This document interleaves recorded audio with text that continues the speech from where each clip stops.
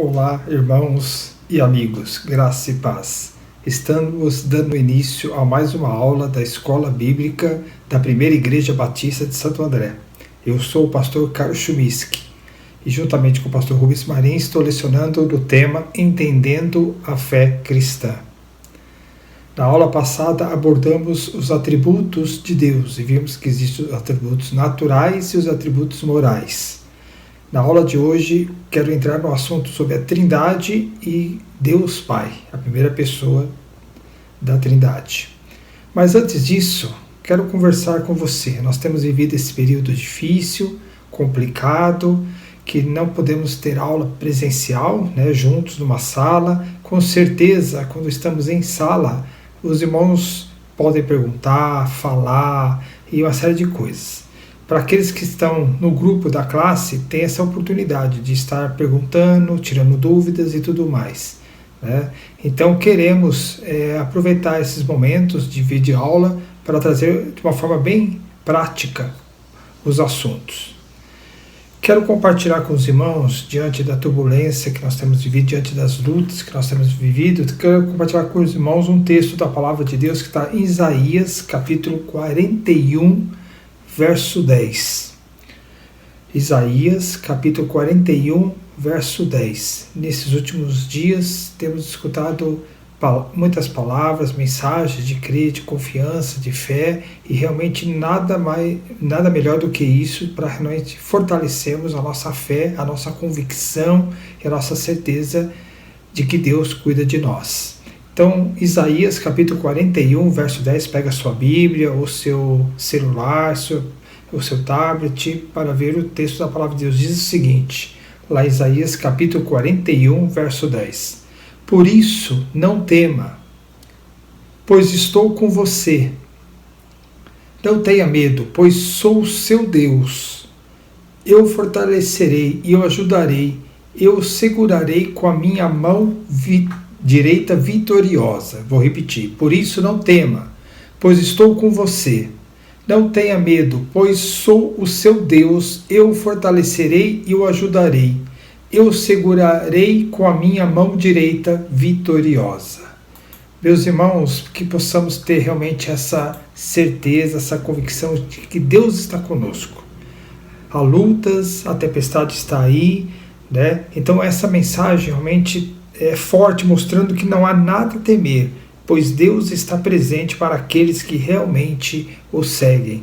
Então precisamos confiar em Deus, sabendo que Ele é o Senhor da história, é o Senhor do tempo, de tudo. Ele sabe o que está acontecendo. Então realmente que nós possamos colocar a nossa fé e a nossa vida nas mãos de Deus. Gostaria neste momento de estar orando juntamente com você. Vamos orar. Senhor Deus e Pai, esteja abençoando esses momentos que teremos mais um vídeo aula, Senhor Deus, que realmente o Senhor possa iluminar as nossas mentes, possa fortalecer o nosso pensamento, e nesse momento de turbulência, Senhor Deus, de lutas, muitas pessoas assustadas, muitas pessoas temerosas, E então que nós possamos, Senhor Deus, com dúvidas com relação ao futuro, que nós possamos ter certeza de que o Senhor está conosco, que o Senhor está cuidando de nós, ó Pai. Em nome de Jesus, que eu possa estar abençoando esse momento, para a Tua glória, assim oramos. Amém. Muito bem, meus irmãos. Quero entrar no assunto hoje que realmente é complicado, difícil, vamos dizer, não complicado, difícil, mas que realmente queremos abordar. Nós estamos falando sobre a doutrina de Deus, Então, dentro da doutrina de Deus, vamos ver agora a Trindade. A Trindade. Então, quero compartilhar com os irmãos um texto de Mateus, capítulo 28, verso 19, muito conhecido, Mateus 28, verso 19, que diz o seguinte: Portanto, vão e façam discípulos de todas as nações, batizando-os em nome do Pai, do Filho e do Espírito Santo.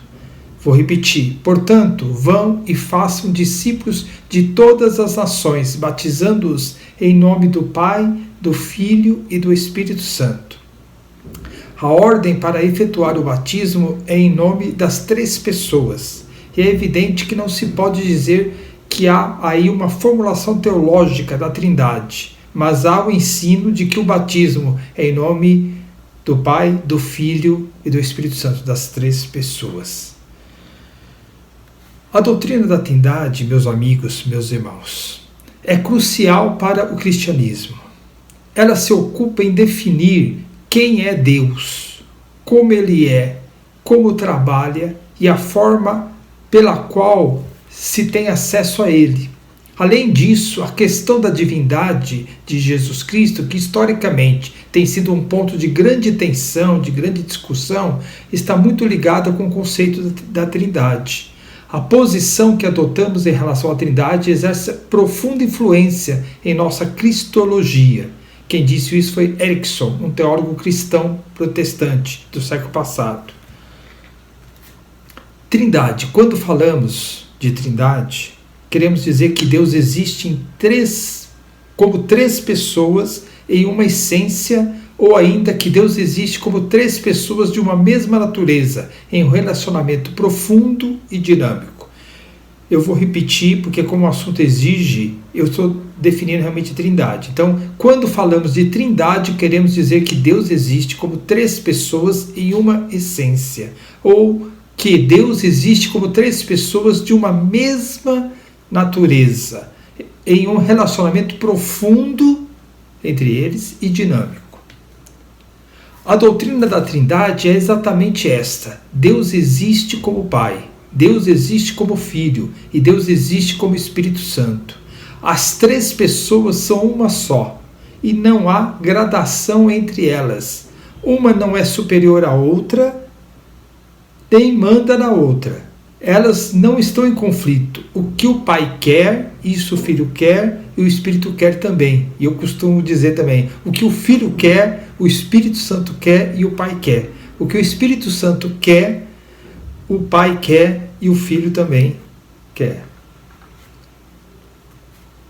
Elas têm distinção de funções, mas esta distinção é baseada na diferença de papéis ou de relacionamento que elas desempenham dentro da Trindade e não de valor ou da importância.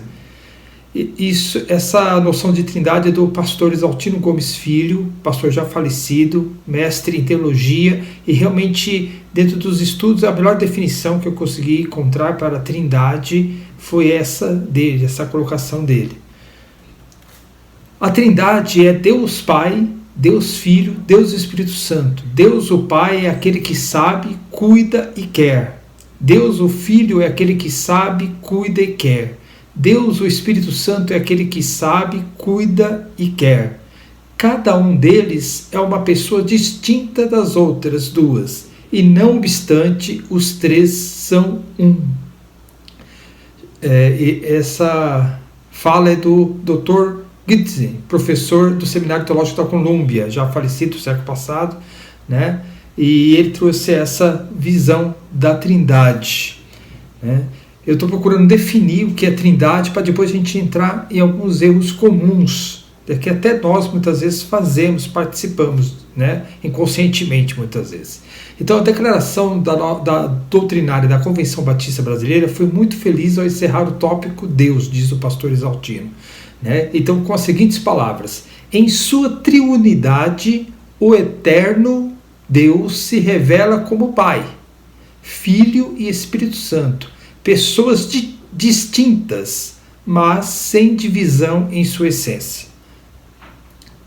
Em sua triunidade, vou repetir, em sua triunidade, o eterno Deus se revela como Pai, Filho e Espírito Santo, pessoas distintas, mas sem divisão em sua essência. O termo triunidade também é muito correto e devemos aprender o significado dele. São três pessoas unidas. Elas nunca podem ser separadas uma das outras. Dessa maneira, não se pode receber Jesus hoje e o Espírito Santo amanhã. Quando Cristo entra em nossa vida, toda a Trindade entra. Quem tem Jesus na sua vida, tem o Espírito Santo também. Então, quando uma pessoa aceita Jesus Cristo como Senhor e Salvador da sua vida, que ela foi tocada pelo Espírito Santo, foi convencida que é pecadora diante de Deus e pede para que Cristo entre na sua vida, entra os três, Pai, Filho e o Espírito Santo. Né? Então, a Trindade define bem isso. Né? Então, quem tem Jesus na sua vida, tem o Espírito Santo. Não vai receber o Espírito Santo depois. Né? Meus irmãos, essas são definições da Trindade, bem objetiva, bem clara. É lógico que nós estivéssemos numa sala de aula, abriríamos espaço para estarmos agora falando, conversando, discutindo, né? Os irmãos muitas vezes participando e tudo mais. Mas assim, eu quero compartilhar com os irmãos agora os erros comuns no entendimento da Trindade, e que muitas vezes a gente, sem perceber, sem noção, a gente também comete. Né? Primeiro, vem o subordinacionismo. A ideia vem de Tertuliano, um escritor cristão do primeiro e segundo século. Né?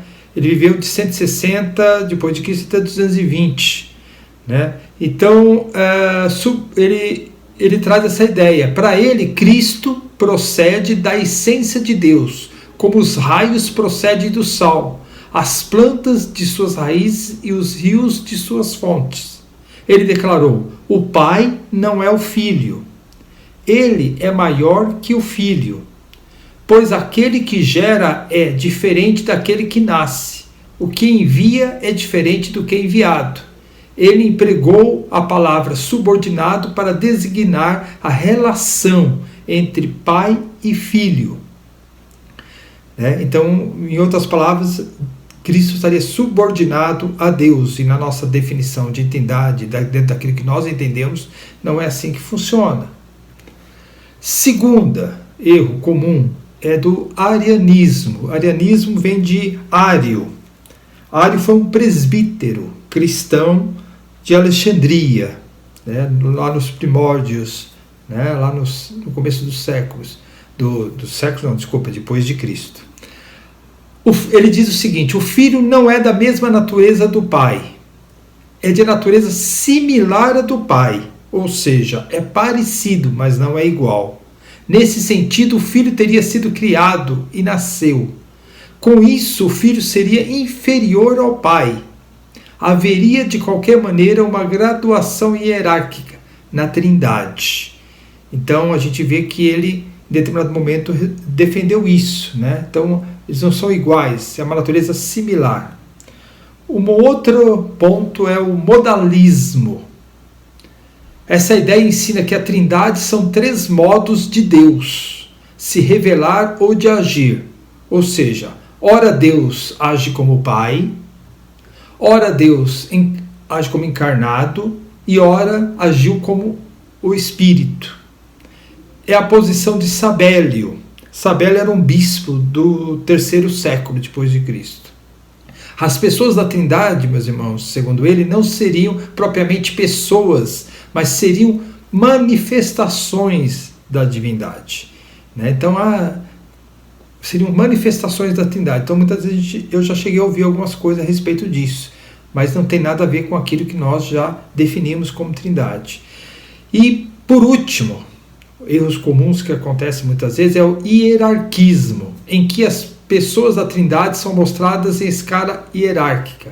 O Pai idealiza, o Filho cumpre e o Espírito aplica ou executa.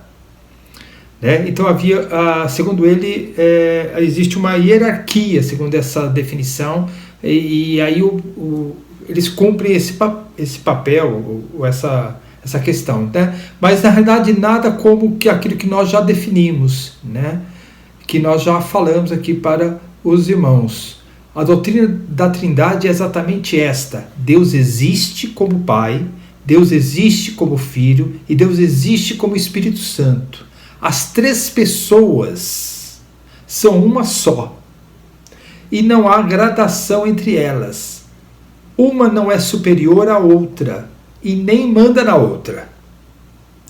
Elas não estão em conflito. O que o Pai quer, isso o Filho quer e o Espírito Santo quer também. Né? Então, o que o Filho quer, o Espírito Santo quer e o Pai quer. O que o Espírito Santo quer, o Pai quer, o Filho também quer. Então, só para deixar bem claro para todos vocês, repetindo de novo o termo triunidade também é muito correto empregarmos e devemos aprender o significado, ou seja, são três pessoas unidas. Né? Nós não negamos que o Pai é uma pessoa, o Filho é uma pessoa e o Espírito Santo é uma pessoa. No entanto, eles são unidas. Elas nunca podem ser separadas uma das outras. Desta maneira, não se pode receber Jesus hoje e o Espírito Santo amanhã.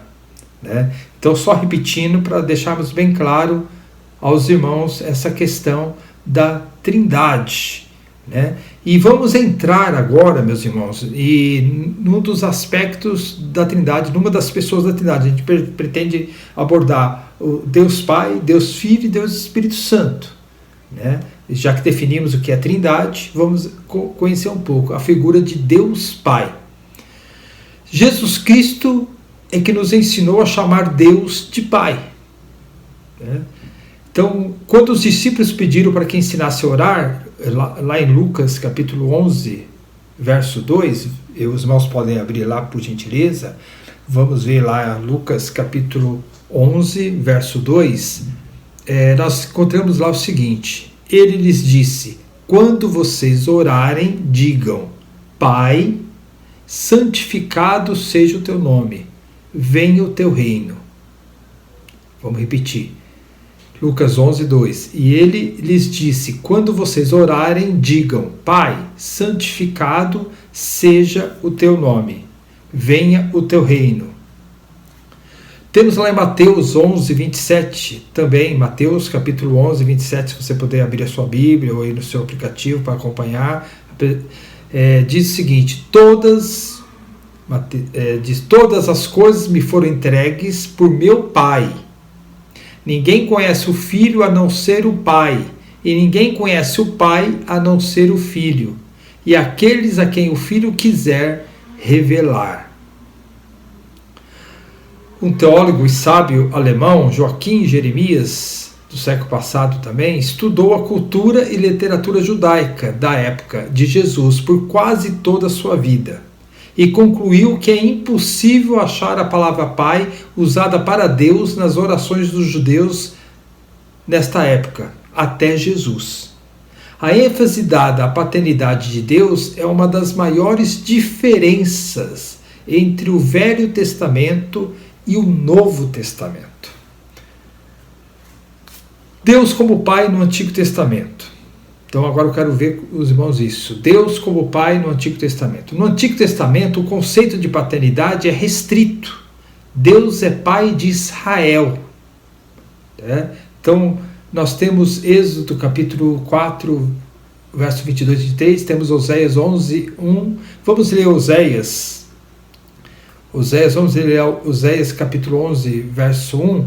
Quando Israel era menino, eu o amei, e do Egito chamei o meu filho. Quando Israel era menino, eu o amei, e do Egito chamei o meu filho. Quero ver com os irmãos também, vamos abrir lá em Gênesis, né? Em Êxodo capítulo 4, 22 e 23. Deixa eu abrir aqui também, para acompanharmos. Êxodo capítulo 4,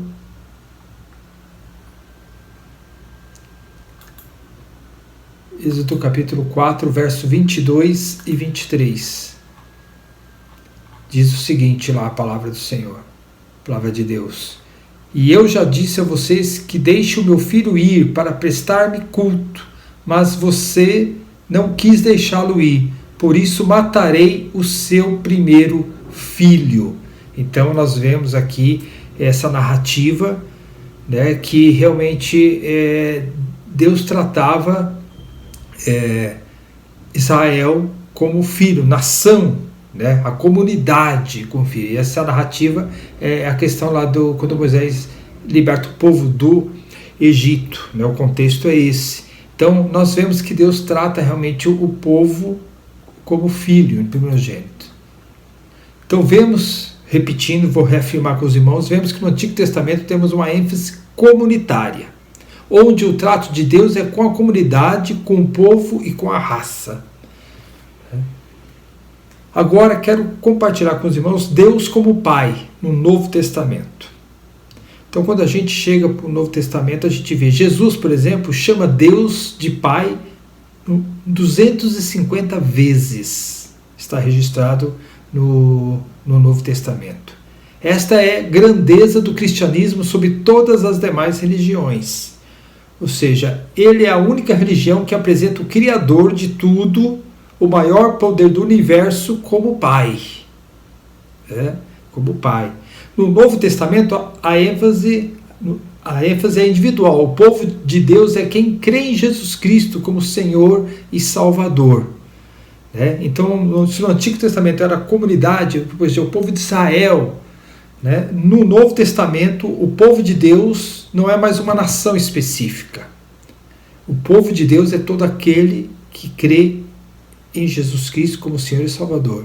Não importando a cor, a nacionalidade, a idade, não importa nada. Então, agora o povo de Deus é todos o que creem. A nação de Deus é todos aqueles que creem em Jesus Cristo como Senhor e Salvador. E tem uma outra particularidade no Novo Testamento que é ensinado a cada um de nós. Além de começar esse relacionamento pessoal, nós vamos ver que somos adotados por Deus Pai.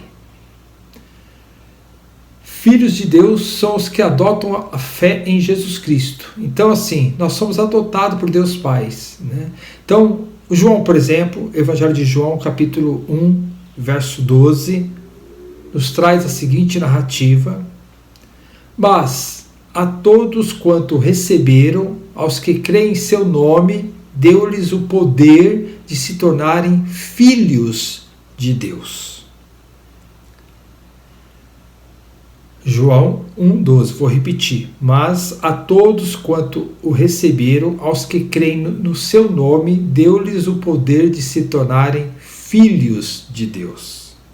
Gálatas 4,5 também traz uma palavra: para resgatar os que estavam debaixo da lei, a fim de recebermos a adoção de filhos. Então, o cristão adotado pelo Pai passa a ter como sua preocupação maior exibir o caráter do seu Pai, de Deus Pai, na sua vida. Então, a gente vê que todo o trato agora é individual.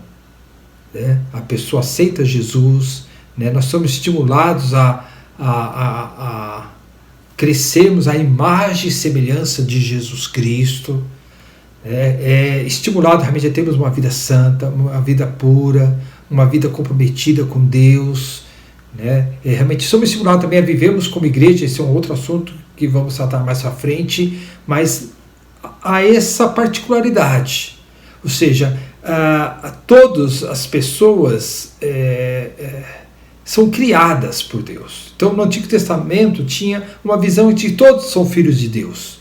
No Novo Testamento, o pensamento é: todos somos criados por Deus. Filhos, nos tornamos filhos a partir de Jesus Cristo.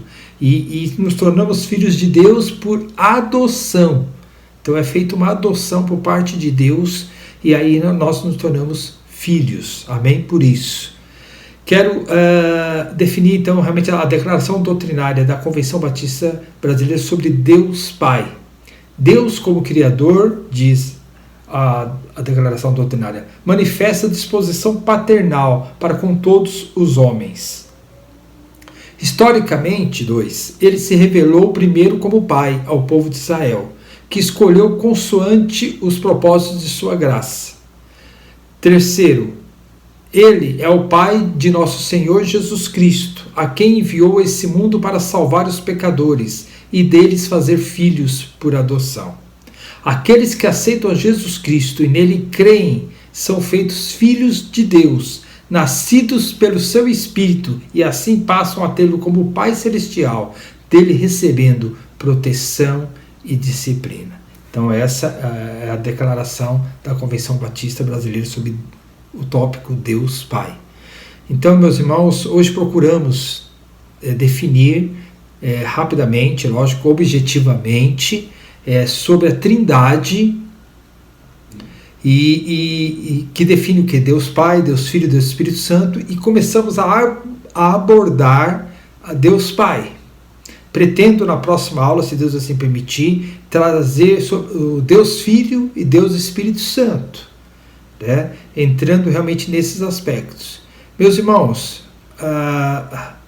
como eu disse logo no início, nós não estamos em classe, certamente teríamos muitas perguntas. Então, se você faz parte do grupo da classe, você estava inscrito na classe, pode ir lá aproveitar esses momentos para colocar o que você entendeu, o que você pensa, colocar a sua dúvida, né, colocar o seu pensamento. Isso é muito importante, nós trocarmos essa ideia. O grupo existe exatamente para isso, né, para realmente ali conversarmos. Se você, meu amigo, está chegando agora, está curioso, tem dúvidas, eu vou passar um e-mail para você e peço que você anote e você possa entrar em contato. Teríamos uma grande alegria em conhecê-lo, ou você, meu irmão, que escolheu outra disciplina, né, outra matéria e está assistindo também, ficou com dúvidas e queria dar sua contribuição, queria perguntar. Então vou passar um e-mail, chumisquepr@hotmail.com. Vou repetir, chumisquepr@hotmail.com. Seria uma alegria receber o seu contato e podemos conversar sobre esse assunto. Meus irmãos, de uma forma clara, o objetivo é isso que teríamos para trazer hoje para os irmãos. E realmente esperamos que na próxima aula possamos definir, como eu já disse, Deus Filho e Deus Espírito Santo. A intenção com esses estudos é realmente clarear nas nossas mentes a base da nossa fé. Por isso que o tema é Entendendo a Fé Cristã. Então, temos realmente sólida a nossa fé, firmada, e sabemos realmente quem cremos e por que cremos. Gostaria de orar para nós finalizarmos.